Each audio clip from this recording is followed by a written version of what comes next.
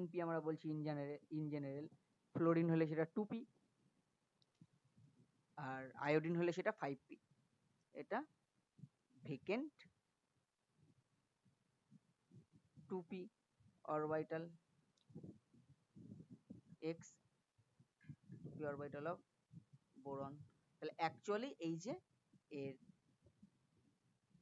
Field NP থেকে বোরনের vacant 2p তে ইলেকট্রনটা যাচ্ছে, যেটাকে আমরা অ্যাকচুয়ালি রেজোনেন্স বলছি। অর্থাৎ এই যে ঘুরে বেড়ানো ইলেকট্রন যে ডিলোকালাইজ করছে, যেটা সবগুলো হ্যালোজেনের সাথে বোরনের হলো, আমরা দেখালাম আগের স্ট্রাকচারে।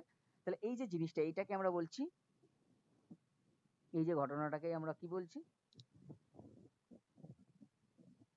পি পাই ব্যাক বন্ডিং।